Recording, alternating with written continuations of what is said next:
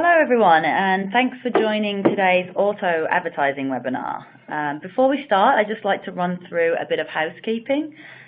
For any questions that you have, please submit these through the Q&A box, which is on your screen, and we'll get to as many as we can at the end of the session.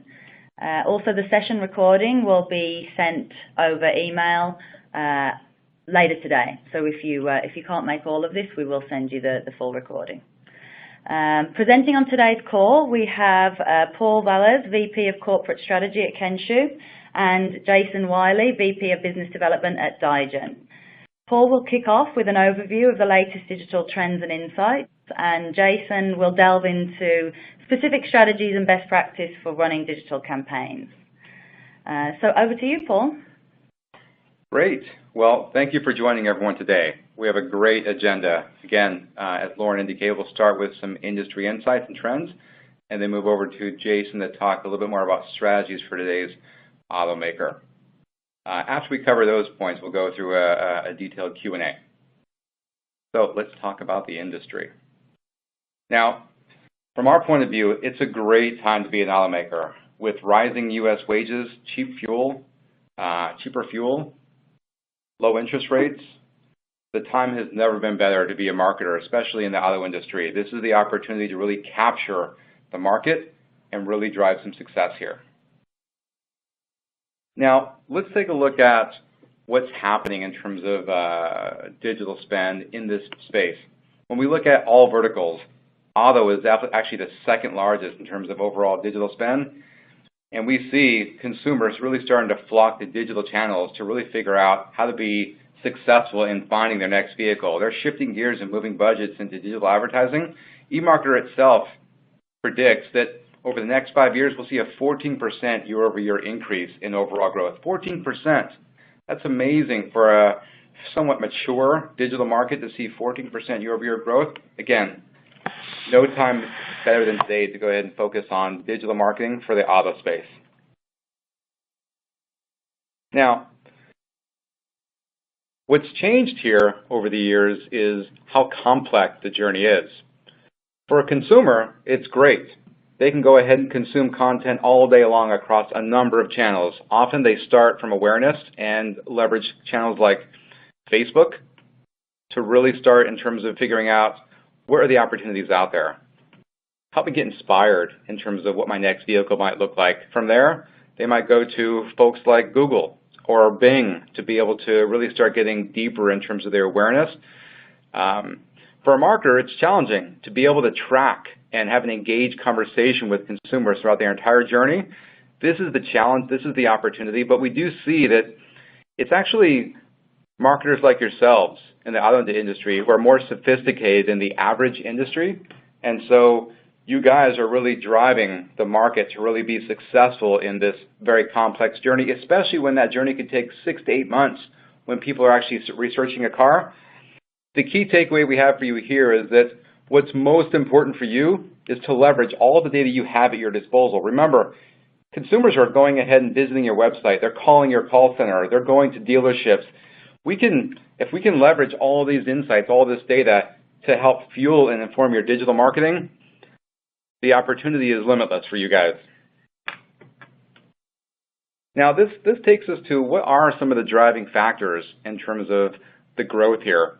And we do see that mobile is definitely a catalyst for growth here.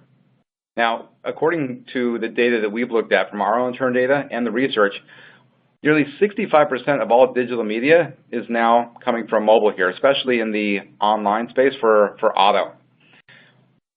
Over half of your consumers, your potential customers, are in fact using mobile to go ahead and research their next buying decision.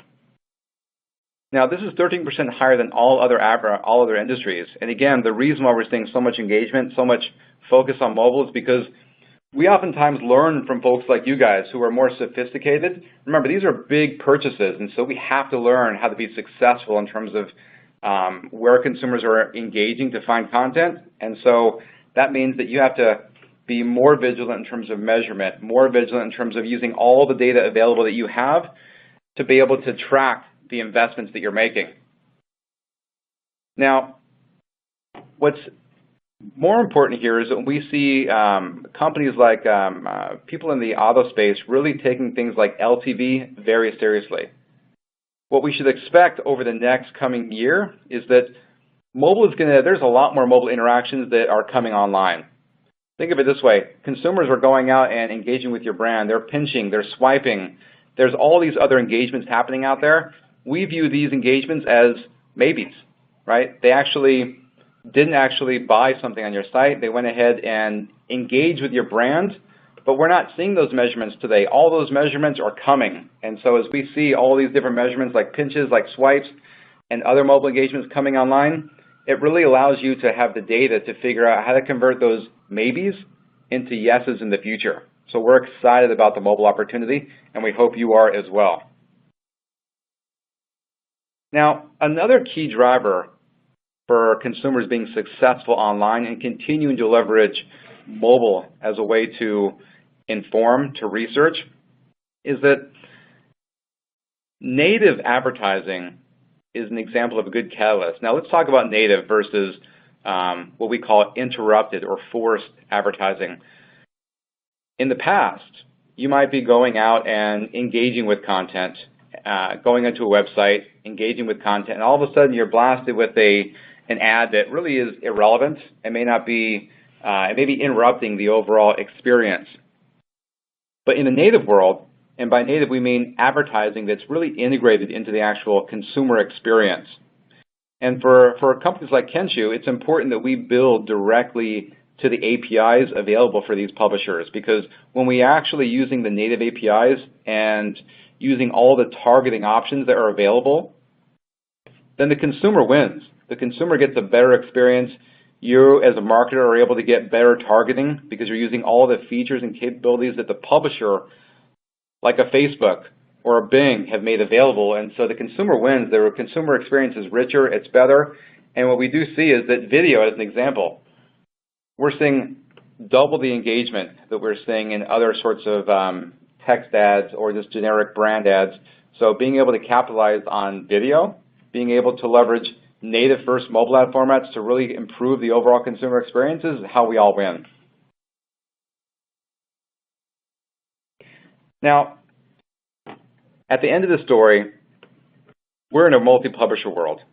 And so mobile has made a number of new publishers relevant. We often hear a lot about Google or Facebook, but the consumer is going out much beyond all these different channels. And so if you were focused just on Google or Facebook, there's a lot more opportunity out there. Again, from our standpoint, at Kenshoo, we're trying to keep up with the consumer. When we're able to support all these different channels across Facebook, across Google, the consumers are already making that decision, and our ability to keep up with them and to be able to provide support for all these different publishers allows you as a marketer to continue engaging with those consumers throughout their entire journey, have a relevant conversation, and be successful. From here, we'll turn it over to Jason Wiley, who will talk to you further about some of the strategies around today's auto marketer. Thanks, Paul. Really appreciate that. Appreciate the insight and appreciate the opportunity to sit down and work with you guys here. We're going to hop in pretty aggressively on this, but one thing I wanted to do just for fun is really challenge the audience members and especially all the dealers and anybody that's on the OEM level, about the latest trends and stuff with inside this marketing, and to always be thinking things through the lens of Stephen Hawking, which he's pretty famous for his quote of, "The greatest enemy of knowledge is not ignorance, but it's the illusion of knowledge." And intelligence is the ability to adapt and change. And this is something that rings very, very true for us as we, try to lead our dealerships through to the, kind of the next level of digital advertising. And one of the things that I think that, I love about Stephen Hawking is, his first claim to fame was he wrote a thesis about the fact that there was no such thing as black holes. And that's what got him famous. That's what gave him world-renowned recognition. And then literally less than 6 years later, when there was data that actually came through to substantiate the claim that there was black holes, he wrote another thesis about the fact that there actually was. And he's a great example for us and for anybody in this game to be able to sit down and just really understand that, especially in the digital landscape, the same things that were applicable, last year, 2 years, are already dinosaurs and already outdated. And so kind of a couple examples of this, and how consumer behavior has changed in just the past like 6 to 7 years.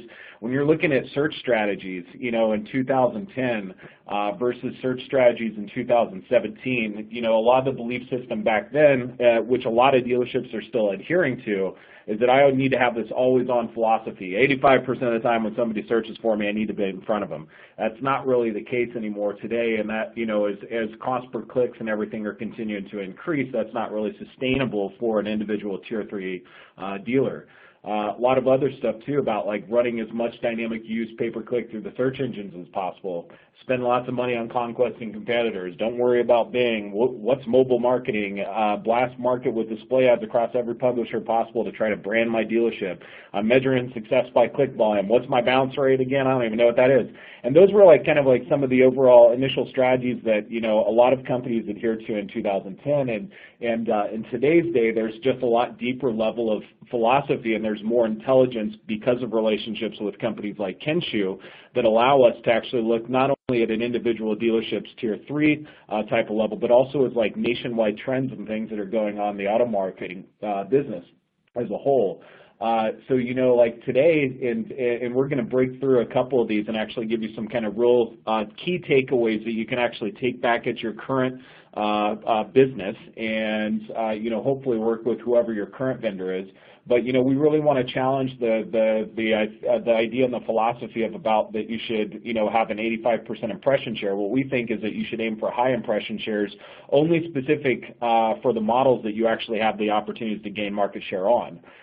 You really only want to run dynamic use on specialty used vehicles that are kind of those one-off special cars that don't get a lot of eyeballs. You don't necessarily want to be running used dynamics on the Malibus. Zip code level targeting for campaigns and groups, how to customize ad copy around consumer micro moments, how to limit your display. Mobile does dominate, as Paul talked about, over 65% of searches. We have stores that work with us right now that over 85% of their whole entire traffic that they're generating is coming from mobile. And so that's obviously some of the things that we're going to dive into. And then you're not just supposed to measure success by traffic. It's a lot of different things, and we're going to kind of break some of those things down too.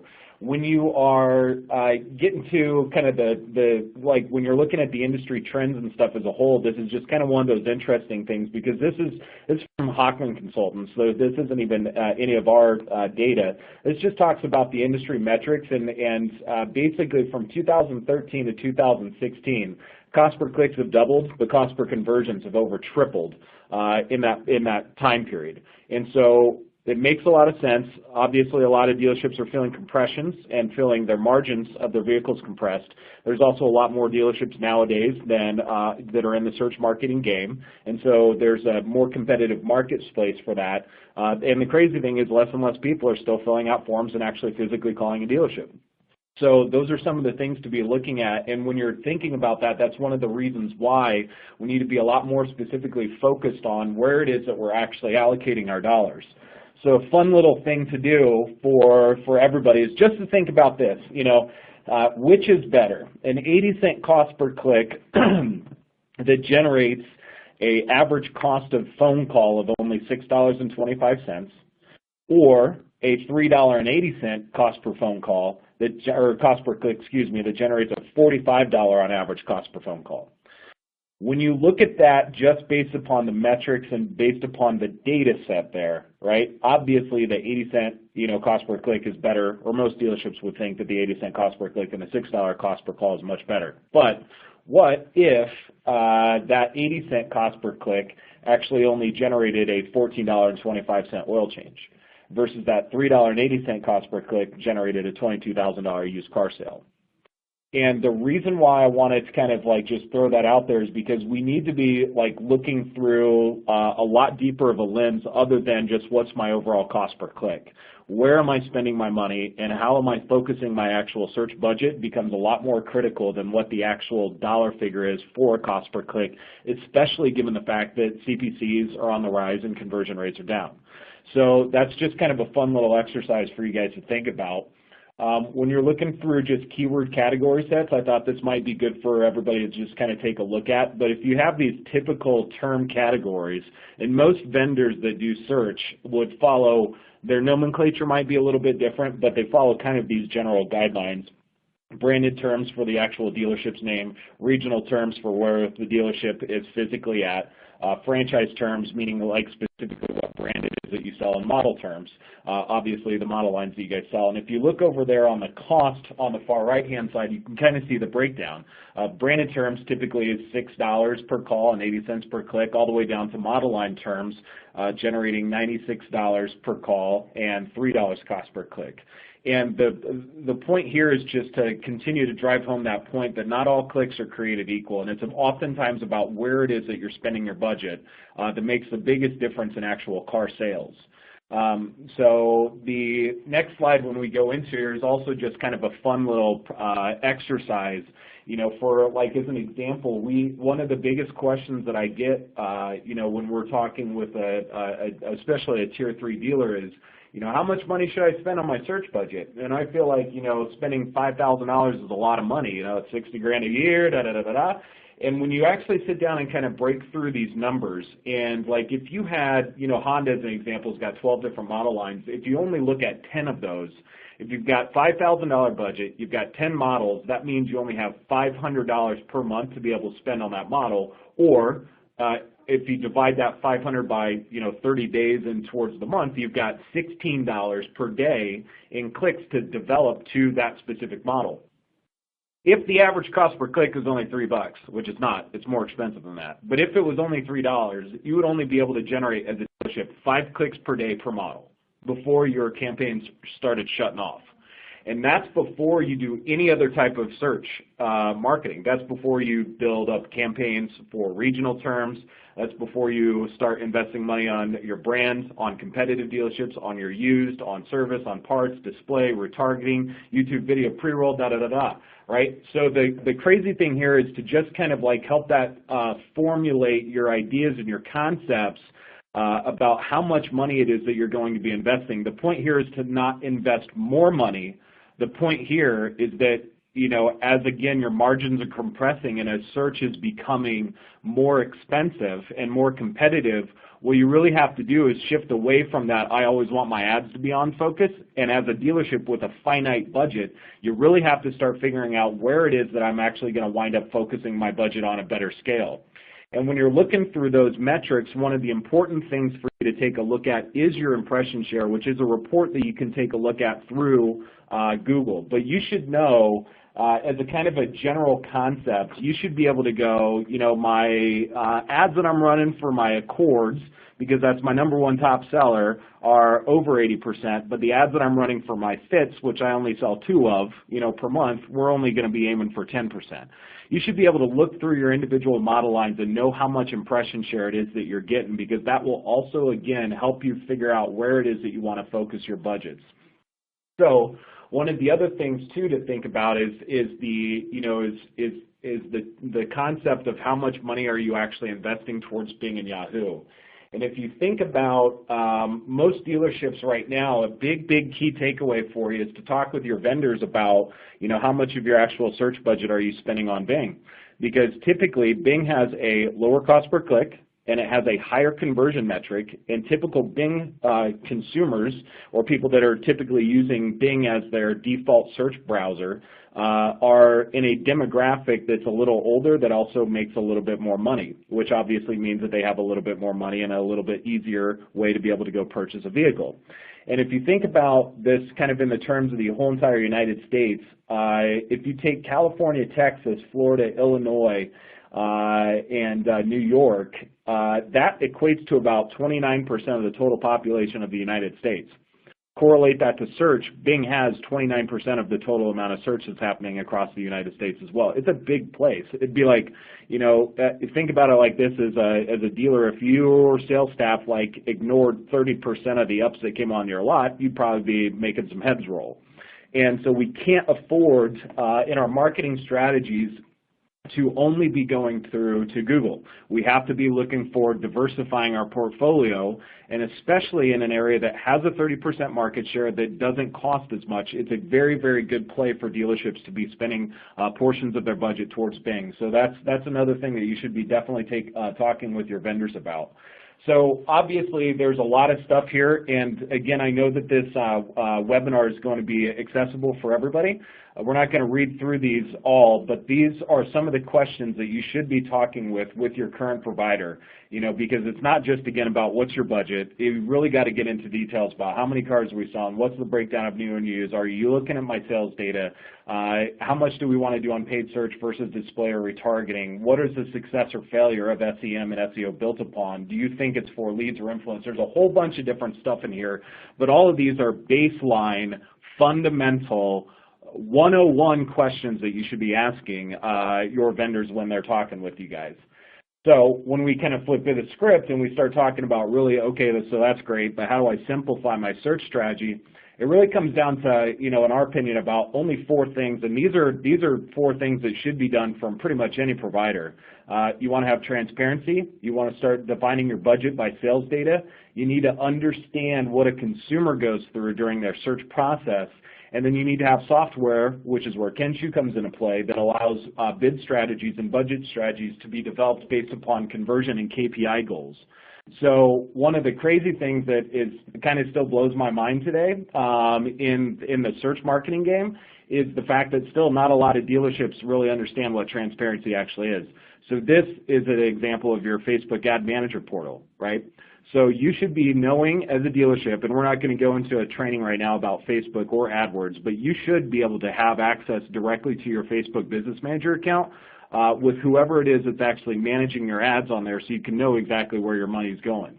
The same thing holds true directly with AdWords, right? You want to make sure that you have transparency to your Google accounts and your Google assets, and you want to make sure that you have access directly to your AdWords account, because again, this is the only way that you as the Tier 3 dealership or the OEM or the Tier 2 business or wherever your business model is, it's the only way where you can actually know where your dollars are actually going. And so when you kind of take a look into that, also you want to be making sure that you have access to analytics to be able to track things.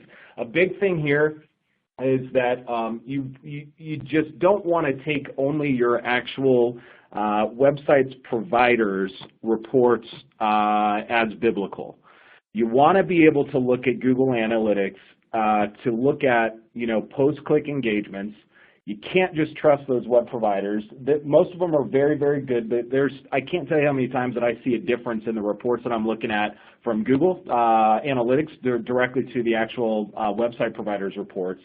And with inside of analytics, you want to make sure that you're working with the provider that's actually set up your goals properly so that you can actually know like the success or the failure, what's happening with customers once they get over to your website. And the top vendors that are out there that are helping dealerships with their search budgets are directly correlating the data insights that they get from analytics into strategy for your overall search campaigns. And I'm going to give you guys several examples of kind of what that looks like. But to flip the script, one of the most important things you can do with your AdWords account, and this is kind of a good exercise, so this would be, if I've got one key takeaway for a lot of the people on the phone, this would probably be one of the things that I would say would be one of the most important. Because what's been shocking about the automotive industry, especially from my perspective over the past 7 years in the search game, is really how many companies out there just kind of have a cookie cutter, set it and forget it, baseline templated campaigns that they run for your store, but it's the exact same thing that they're running for 40 other dealerships across the nation too. And there's a way to be able to see like how much actual quote unquote management that you are getting from your current vendor. So this is a screenshot of AdWords, and you all should have access to this. Google forces any of the vendors that are out there to actually give you access to it if they're a partner with Google. And so you should be able to ask them about it and get it. And so your change history log, it's like literally when you log into your actual Google AdWords account, right there where that circle is, where you got the view change history button, all you got to do is click it. When you click on that change history button, what it'll do is it'll pull up the full-blown history of all the actual changes that have been made to your actual search account. you can go through this and you can see which ones are human changes, because those would be changes that would be made from an actual human's email address as an example. And then you can also see automated bid platform changes, such as when a company is utilizing a company such as Kenshoo. So like for us as an example, when you log in there, you can see exactly your account manager and how many things it is that they're changing. You can see how many things are automated processes from the bid policies that we've set up with Kenshoo that are going in and adjusting those. And you can see how many of those changes are happening on a daily basis. If you log in there and you see nothing, you got a problem. And so that's one of the first and most critical ways that you can like really start to look into your actual vendors that are running your search and actually, help to hold them accountable to what it is that they say that they're doing, and prove like how much management's actually happening on that. Another big takeaway that we've seen, and this is just kind of like calling out laziness in today's game, and like, going back to the original theme of this is like, companies not evolving their ideas about what proper strategies are. So Google nowadays has a lot more targeted capabilities when you're getting into actual geos, and when you're targeting specific campaigns in specific markets and regions, and why.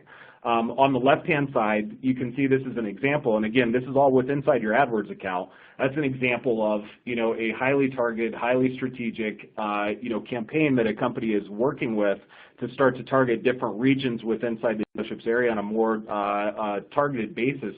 And on the right-hand side, that's kind of just like where, search provider just set up an account and just said, we're just going to rock and roll with that and leave it there. And so, again, when you're getting into the fact that your margins are compressed, you're spending more money on your search, you need to get not just spending more money on the search, you need to get more focused on where it is that you're spending your money. So the last thing about that was really, if you haven't taken the time, really sit down and try to get to know knowledgeable about your actual vendor's campaign architecture and what the nomenclature is that they label as their campaigns.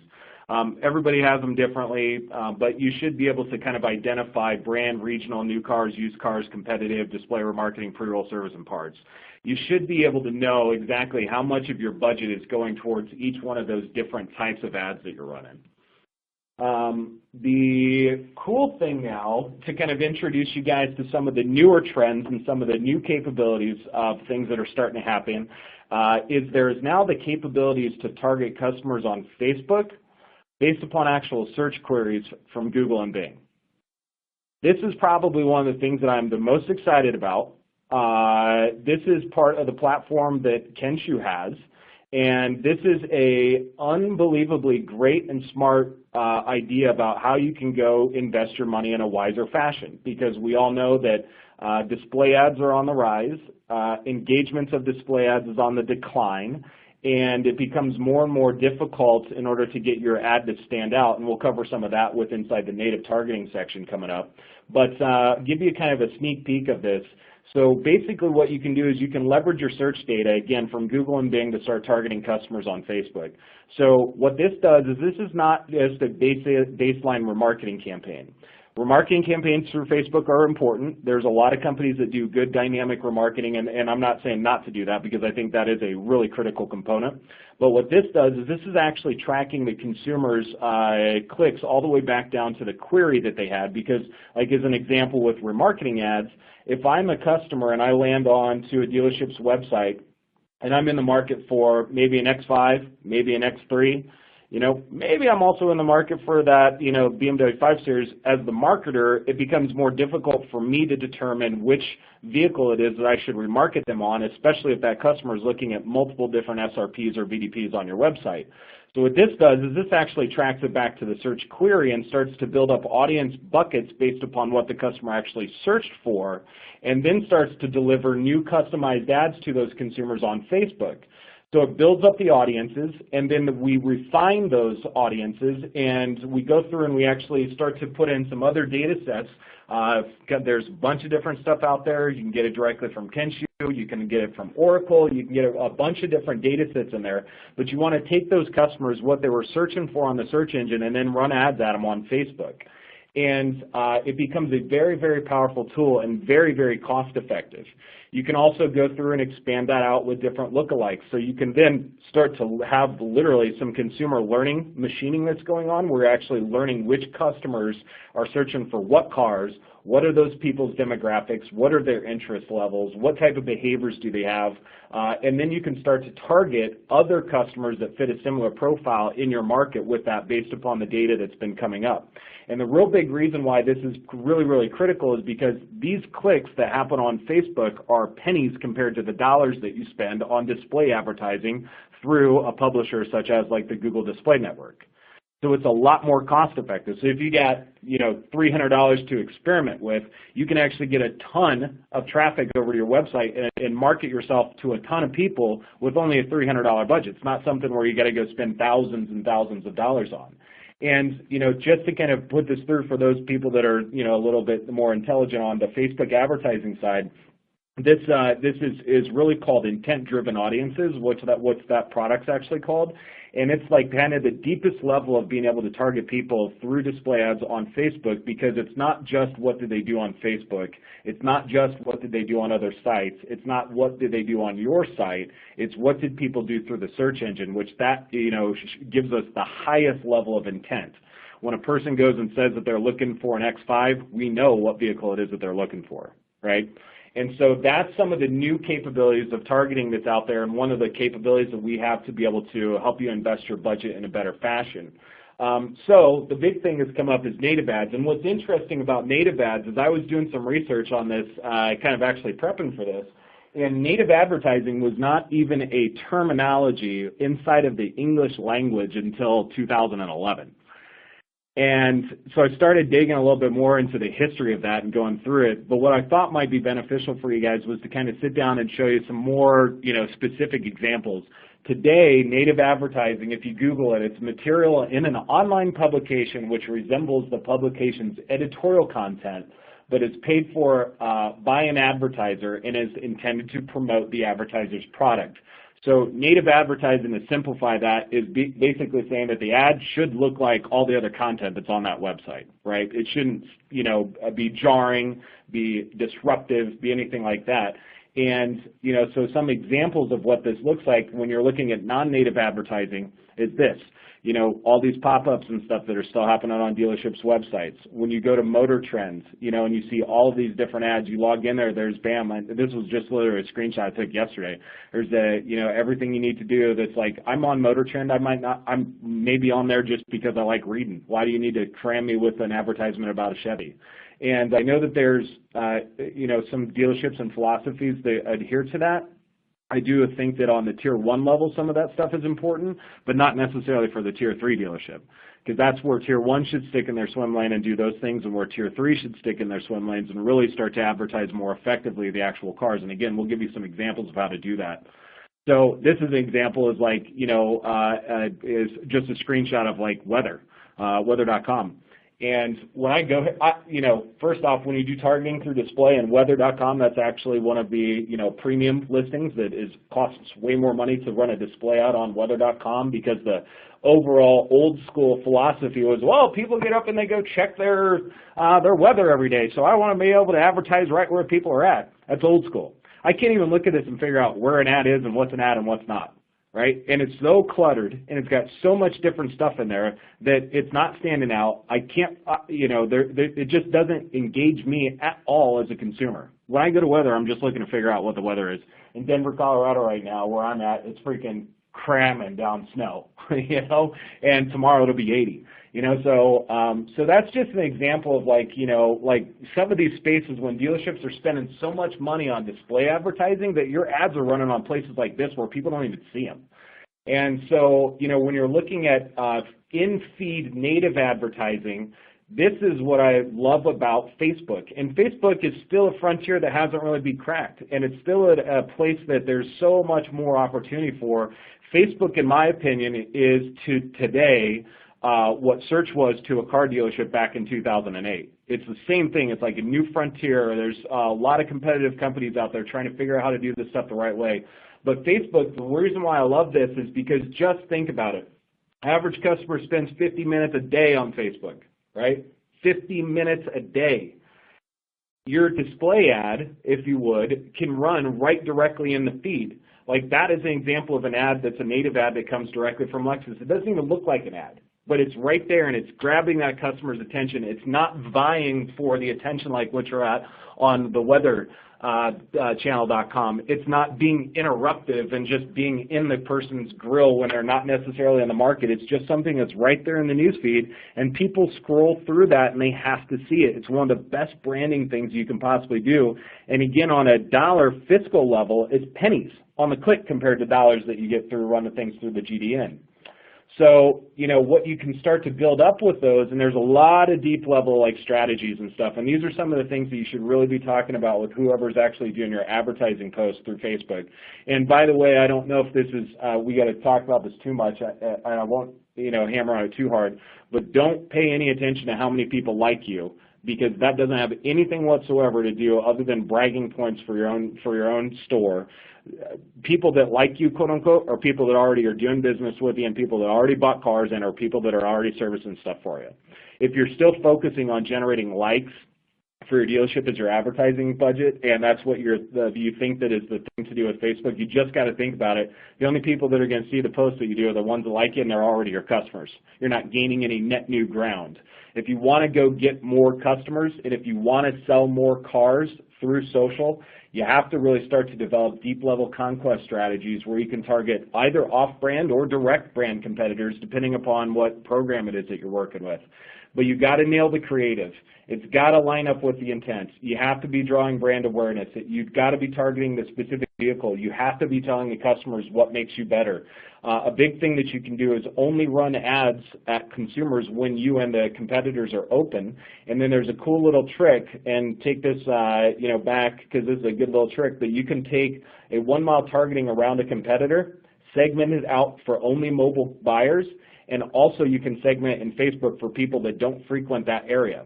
So what you're doing is you can actually run physical ads on Facebook to a person that's sitting at your competitive dealership. So we all know how much time like people spend in finance box. We all know that those people are what they're doing when they're bored is they're jerking around on Facebook. And so that's an opportunity when somebody is literally sitting at your competitor's lot where you can run an ad at them and tell them that you'll pay them $500 more for their trade-in than what their competitor would, right? There's a whole bunch of different stuff that you can do with that. But conquesting through Facebook, again, because it's native and because it doesn't feel like an ad, is one of the most effective and cost-effective things that you can possibly do. You also want to be making sure that you're running monthly incentives. Tying in with whatever it is that you're doing from an OEM level. You also want to make sure that you're just getting presence and stuff there. And that kind of flips it into this mobile advertising thing. Paul talked about it earlier, where, the industry, when you're looking at the automotive vertical compared to all the other verticals, the automotive vertical has a 13% higher, which that's a huge amount in marketing, 13% higher overall traffic to the dealership's website from mobile. And so that's where Facebook also comes into play. And what's crazy, flipping back about the search side with mobile, is that mobile, and what Google's been doing with it, is it's actually becoming more and more competitive in mobile, and there's less and less real estate for a dealership to make their ads stand out. On the left-hand side, and do this, for me, like, when you guys have the time, like pull out your smartphones, look through, and just go Google like something real similar. The search query that I put on the left-hand side is just Toyota Camry, and the search query on the right-hand side is Toyota dealers near me. And those are two different screenshots, and what's crazy about this is on the Tier 1 level, Tier 1's like taking up almost the whole entire real estate before people start to scroll through. When you go through and you type in Toyota dealers near me, there's only 2 ads that show out. So one of the most important takeaways, and this is where the allocation of software that comes into play with like Kenshoo is so critical, is that you can go in and you need on your mobile devices, you need to be able to set your bids for adjusting your mobile bids for position 1 and 2.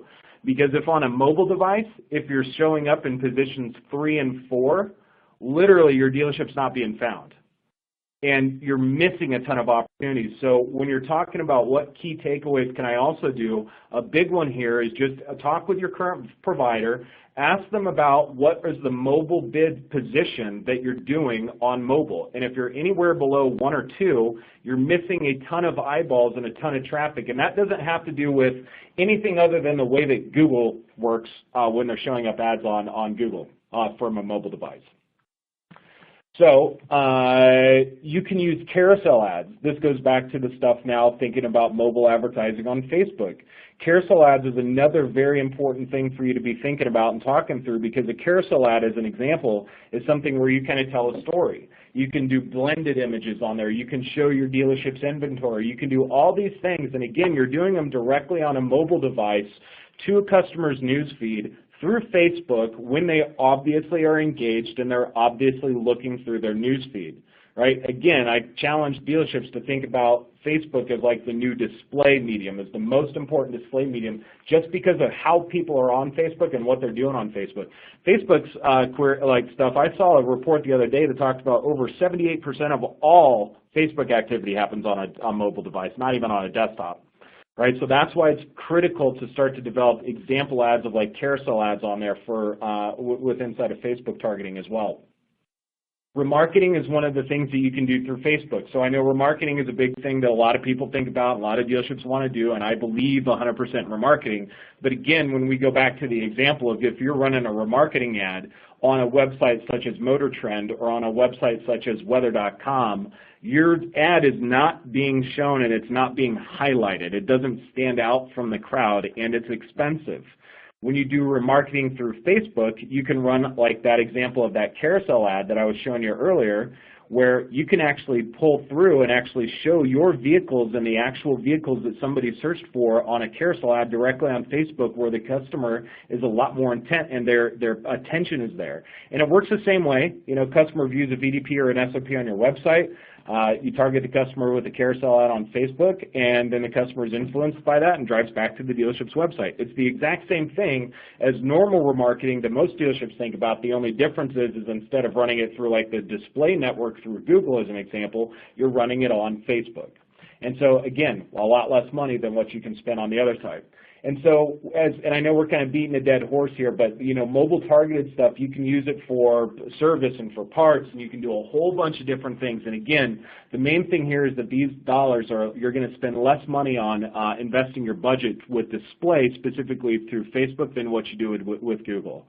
So then the last thing that we're going to talk about is really how to maximize your return using the sales data. And I think this is one of the most important things that most dealerships are not doing right now, that if you do this effectively would actually help you reduce your overall search budgets that you're spending through paid search.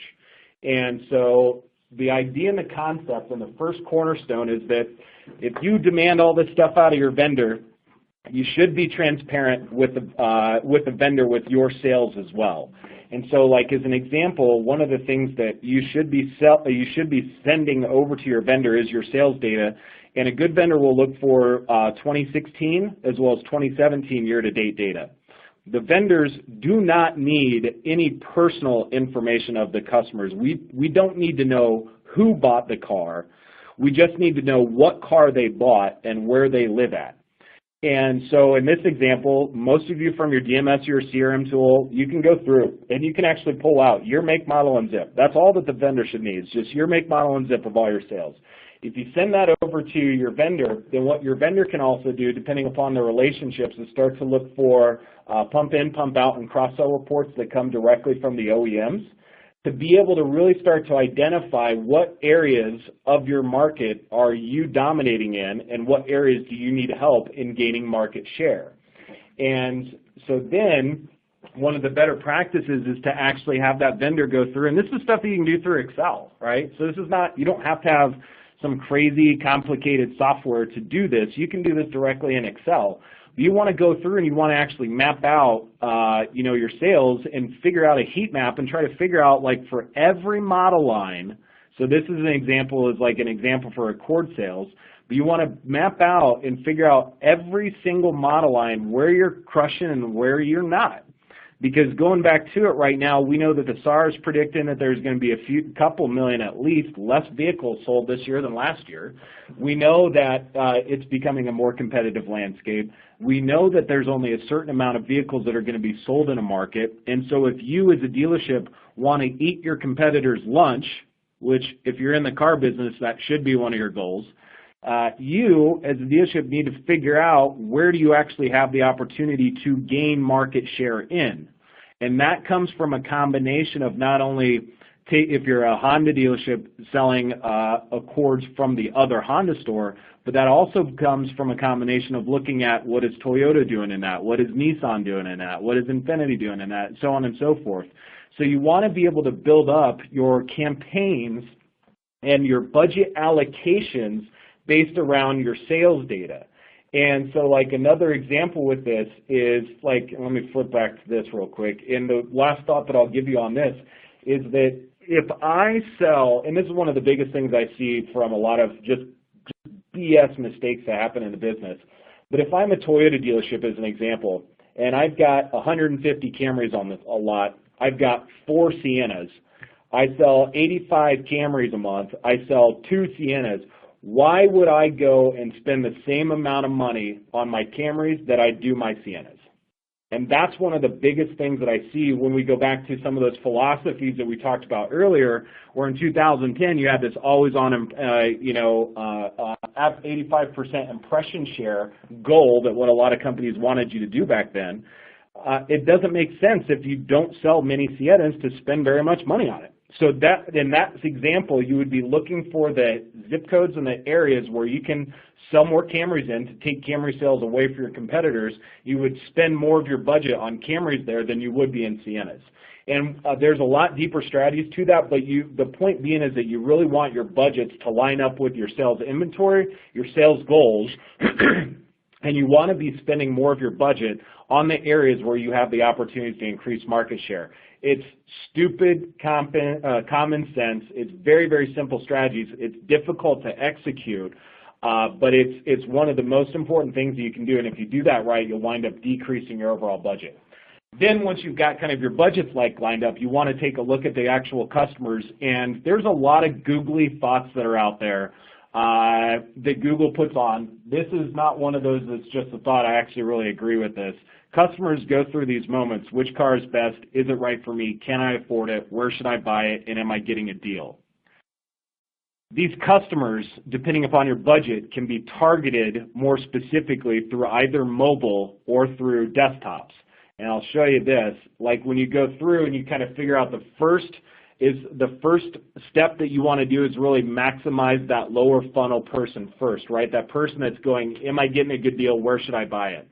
So those type of search queries that you have in there would be like, Chevy dealerships near me, right? If somebody's looking for a Chevy dealership near you, typically that's on a mobile device, and typically that customer is actually for sure in the market for an actual vehicle. So you want to make sure that you are for sure advertising in that person versus the person that's kind of higher up in the funnel where they're going like, Chevy Silverado versus F-150. Like that person doesn't know which car it is that they want to buy yet. If you as a dealership have a limited budget, you want to focus more of your budget through mobile on these people that are lower funnel. And those are things that your vendor should be able to walk you through and talk with you about. But as a real big key takeaway on there, it's like, focus on those lower funnel customers first that have already decided about what car it is that they want. Let Tier 1 and Tier 2, drive a lot of the branding awareness and stuff for those others, and don't spend very much money on those top upper level funnel things unless you've got a budget of say 15 grand plus to be able to spend on your search marketing. The last thing is really just getting into the understandings of what you can really do through technology. And again, this is trying to buck the trend of the fact that you should just have a set it and forget it type of search strategy. Kenshoo, and this is one of the reasons why we've partnered up with them, and I've looked at all the different softwares that are out there, and I highly encourage any of the listeners on the line right now to take a look at who Kenshoo's partners are outside of the automotive vertical.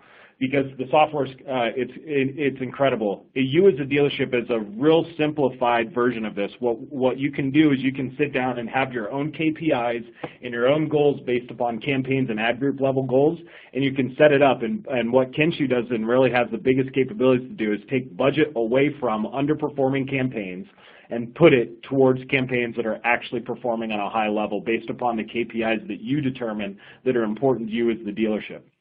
One of the biggest things in there is really their path to conversion report. Path to conversion reporting is literally where you look at all of the different keyword queries that a customer types in during their whole entire search buying process, not just the last click attributed search that they performed, but all of them. And what you do, if you're a smart marketer as a dealer, obviously at the end of the day, the dealerships want more leads. The more leads you get, the more opportunities you got, the more swings of the bat you have, the more car sales you're going to do. And this is an example of the software system that you can utilize where you look at and figure out what are all the keywords that a customer's typing in before they call me, and then I'm going to go force Google to spend more of the money towards those actual keywords. It really is that simple. And it's very complex as far as the execution of it, but it's a very, very powerful tool for a dealership because, again, if you start focusing your budgets on these elements, you can actually start decreasing the overall spend that you're doing, and you can start increasing the total amount of leads that you're generating per month. Their reporting system is great. We can go all the way into this. What I like about the most is that it's got the capabilities to be deep level versus high level. And again, we could talk about that a lot more. But really some of the big key takeaways of this is just, again, that the whole entire industry is changing. You as a marketer need to be thinking about, deeper level questions. You need to be not just spending all your budget on 85% impression share type of ideas. You need to be looking at your sales data. You need to look at what Facebook can really do for you and how cost effective it is for you as a dealership. And so I know we threw a ton of information, and I know there's a ton of stuff that we just covered, and that's it. I hope that this has stemmed some inward thought process for you, and I hope that there's something that you gain from this, because ultimately that really is the goal, is to just continue to help educate. But I want to thank everybody for their time, and I'm going to flip it back over to Lauren, because I know that we're going to do a question and answer session. And Lauren, I'll let you take it away. Thanks, Jason, and thanks, Paul, as well. Really fantastic insights and tips there. So we've got time for a couple of questions that have come through. First one is, how much budget should I be allocating to Bing? Jason, maybe you want to take that one. It's a great question. So typically so first off, there's no kind of magic bullet that's out there about an exact answer. But what I would tell you is we want to take a look at the dealership's overall budget. What do they spend as a whole? Is that dealership a store that spends $3,500 a month total in their search budget? Is that a dealership that's spending $25 to $30,000? So you got to really know the client, kind of have a correspondence with them to understand where they're at as far as their money that they're spending total. But as a general guideline rule of thumb, we recommend spending anywhere between 20 to 30% of the dealership's total budget towards Bing. And again, it goes back down to the point that most of the Bing advertising that happens out there is less as a cost per click, and it generates a higher conversion rate. So if a dealership's not doing at least 20%, we think that there's a big area for opportunity for the store to actually spend a little bit more money on Bing, because they'll get more bang for the buck with it. Thanks, Jason. Next question, potentially our last question, unless any of the audience wants to submit any other questions via the chat box. But last question is, what do you think about co-op SEM programs from the factory? Great question. Without shooting or calling anything specifically out, I think that there's an opportunity for the OEMs to really challenge and really help their stores define the swim lanes of what are Tier 1 versus Tier 2 versus Tier 3 advertising. I think one of the problems is a lot of these OEM co-op programs have actually just jacked up the cost per click for the individual dealerships. And as we saw in that mobile space, if somebody's going and Googling, for a Toyota Camry, it's dominated by Tier 1 advertising space. And so there's an opportunity for the OEMs there to actually really define out what's a Tier 1 ad versus a Tier 2 ad versus a Tier 3 ad. And if they did that and actually spent the time doing that, they would actually wind up saving everybody, themselves included, money. The other thing that I would say would be that typically the OEM programs, for the most part, benefit the OEM and not necessarily the individual Tier 3 dealer. And I know that's a little dicey to say sometimes, and I'm not trying to ruffle any feathers with any of our OEM clients that are on board, but if I'm Chevy, I don't care who sells a Chevy, I just want to make sure a Chevy's sold. But if I'm, Jason Wiley's Chevy, I for sure want that Chevy to be sold by Jason Wiley. Right, and so I think that a lot of times when you get into the OEM programs, they're good. They're a lot better now than what they used to be 5 years ago. That's for sure. There's definitely involvement that's going on there, but I think that there's a ton of opportunity in a strategy-wise sense to really be able to help the dealership do things, as well as, Chevy's not going to pay for used cars. So there's a lot of components with search marketing that a lot of dealerships don't really understand, that, Chevrolet's not going to go pay for the used Honda Accord that's sitting on your lot, but that's still something that the dealership needs to advertise. So they're good, they can evolve, and I think that if the dealership leans a little more heavily upon their Tier 1 representatives to help them, I think that there's a lot of opportunity there for those programs to even become better than what they are right now. Great, thanks so much, Jason. Looks like that's all for our questions, so we'd just like to thank everyone for joining, and just remind everyone that the recording will be sent over email if you wanted to dig into any of the details, or of course reach out to Kenshoo and Dygen if you've got any further questions, and we'll be sending out contact details over email. So thanks again, everyone, and have a good rest of the day. Thanks.